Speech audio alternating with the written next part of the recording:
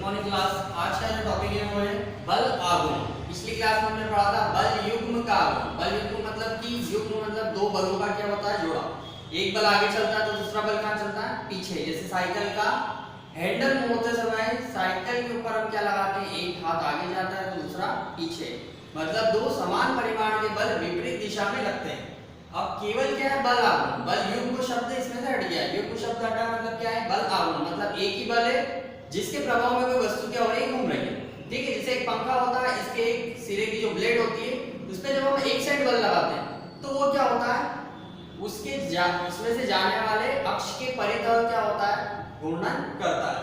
तो बल आघूर्ण क्या होता है, बल आघूर्ण वो होता है किसी बल के प्रभाव में किसी वस्तु को घुमाने के या किसी बल के प्रभाव में जब कोई वस्तु घूमती है तो उसके आघूर्ण को हम क्या कहते हैं, बल आघूर्ण। अथवा इसके लिए एक और परिभाषा क्या हो सकती है, ये मान लीजिए क्या हो गया, एक पिंड, इसको मैं नाम दे देता हूं ए बी सी। तो ए बी सी आपके लिए क्या हो गया, एक पिंड हो गया। और इस पिंड में ये एक अक्ष जा रहा है, इस अक्ष को नाम देते हैं वाई, वाई डैश। इसका मध्य बिंदु हो गया ओ। तो इसके मध्य बिंदु ओ से आर दूरी पर मैंने क्या लिया, बिंदु पी।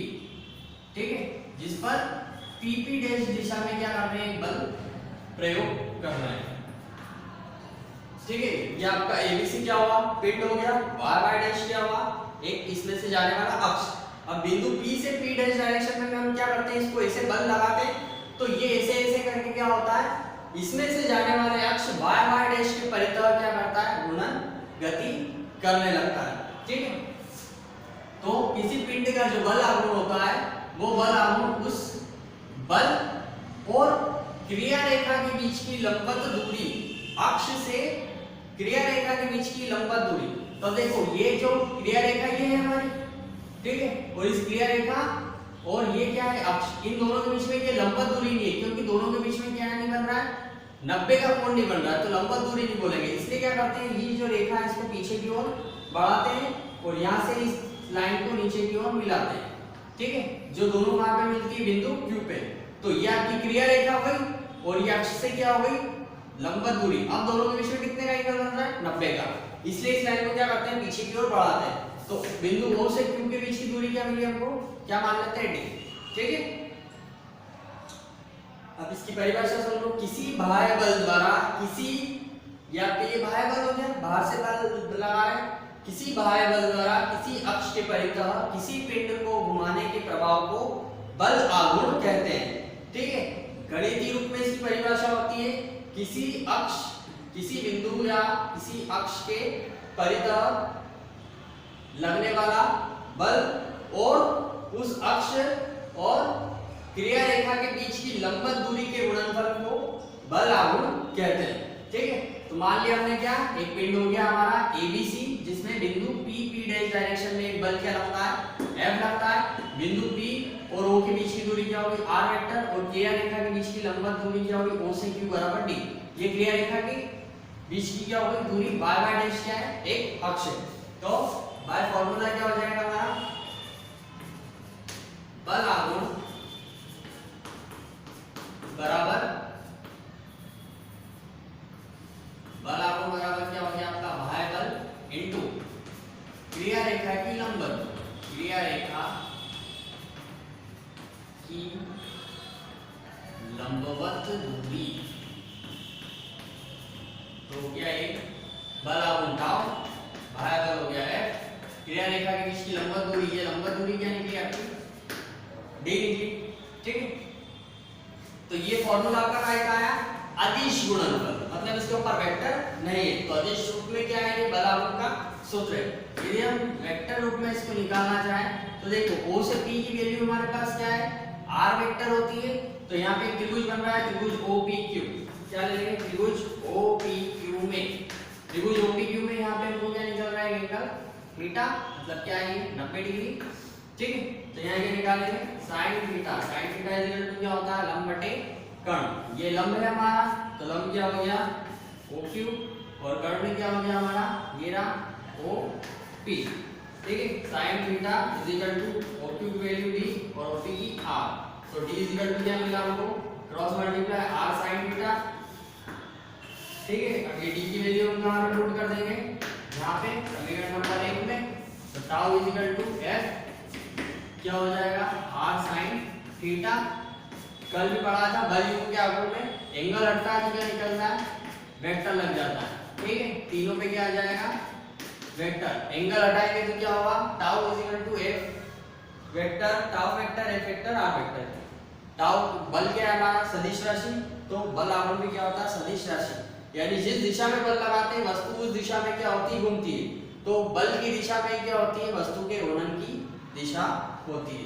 ठीक है, तो घूर्णन की भी दिशा होती है, इसलिए आर पे भी क्या है, आर आपकी रोटेशन की डायरेक्शन होगी। ठीक है, तो ये जो बल आगुण होता है ये इसके लिए क्या हो गया, हमारा फॉर्मूला हो गया, इसका व्यंजक हो गया। थर्ड चीज क्या लेते हैं अपन, इसके प्रकार।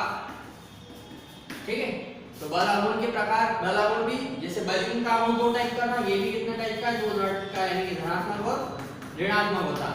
धनात्मक और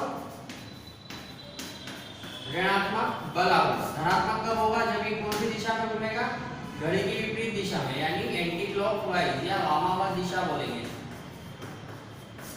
और ये कौन सी दिशा हो गई, क्लॉकवाइज यानी दक्षिणावर्त दिशा। यानी जब हम लगाते हैं अगर घड़ी की विपरीत दिशा में घूम रहा है तो बल आघूर्ण धनात्मक होगा, और घड़ी की विपरीत दिशा में बल लगाने पे घुमाता है तो कैसा होगा, ऋणात्मक होगा। तो ये हमारा क्या होगा, धनात्मक और ऋणात्मक बल आघूर्ण। अब इसके क्या हो गया हमारे प्रकार। अब इसकी क्या ले लेते हैं, दैनिक जीवन में उपयोग। अच्छा, दैनिक जीवन में इसके अच्छे उदाहरण है, हैंडपंप सबने चलाया होगा, है ना। अब देखो जो हैंडपंप होता है उसका हत्था क्या होता है, पीछे का लंबा। अगर वो केवल इतना बड़ा हत्था दे दे तो आप उसको कैसे करोगे, ऊपर नीचे चलाने में क्या होगी, असुविधा और ज्यादा ताकत लगाना पड़ेगी। लेकिन हत्था जब लंबा होता है तो जहां पे देखो, जहां पे वो हत्था जुड़ा होता है मशीन के वहां, मोटर मोवर के यहाँ पे, तो वहां पे क्या होती है, वहां जहां पे वो चलता है जिस चक्रे पे वहां, और उसके जहां से पकड़ के चला रहे हैं, अगर वो हत्था छोटा हुआ तो दोनों के बीच की दूरी क्या होगी, कम। और अगर हत्था लंबा होगा तो क्रिया रेखा से क्या होगा, ये क्रिया रेखा है जहां पे उसका मूवमेंट हो रहा है, तो ये क्रिया रेखा के बीच की लंबन दूरी क्या होती है, बढ़ जाती है। ठीक है, तो क्रिया रेखा के बीच की दूरी लंबन जितनी ज्यादा होगी, बल उतना ही क्या लगाना पड़ता है, कम। ठीक है, देखो यहाँ पे इसके एग्जांपल है। पहला है पेचकस का हत्था चौड़ा क्यों बनाया जाता है। ठीक है, पेचकस का जो हत्था होता है पीछे पकड़ने का, वो क्या होता है, चौड़ा बनाया जाता है। ऐसा करने पर आरोपित बल और क्रिया रेखा के बीच की जो लंबन दूरी होती है वो क्या होती है, बढ़ जाती है। ठीक है, पाना से कभी आपने किसी नट को खोला होगा, तो जहां से हम नट को पकड़ के खोल रहे हो, ये बीच में जो हैंडल होता है पानी को पकड़ने का, ये भी क्या होता है, लंबा। अगर ये छोटा सा हो, इतना सा, तो आपको बल यानी ताकत क्या होगी, ज्यादा लगाना पड़ेगी और आपका काम भी नहीं होगा। तो क्रिया रेखा के बीच की लंबन दूरी बढ़ने पे क्या होता है, यानी कि डी का मान बढ़ने पे क्या होता है, बल यानी कि बल आघूर्ण का मान बढ़ जाता है और बल कम लगाना पड़ता है। ठीक है, पानी की सहायता से नट खोलने आसान हो जाती है। जल पंप का हत्था लंबा होता है, और आटा पीसने की पुरानी घटिया देखी होगी घर के अंदर, है ना, एक पत्थर पे दूसरा पत्थर चलता है और उस पे क्या लगा होता है, डंडा। तो डंडा का होता है जो आपका पत्थर होता है। ठीक है, एक पत्थर ये होता है, इसके ऊपर ये दूसरा पत्थर चलता है, और ये जो हत्था होता है ये यहाँ नहीं लगा होता है, कहाँ लगा होता है, बिल्कुल कॉर्नर पे, ताकि जहाँ पे मूवमेंट हो रहा है, जहाँ से वो चक्री घूम रही है, इससे ये बीच की दूरी क्या होती है, बढ़ती है। और ये आपका क्या लग रहा है, बल। तो क्रिया रेखा के बीच की लंबन दूरी क्या होती है, बढ़ जाती है।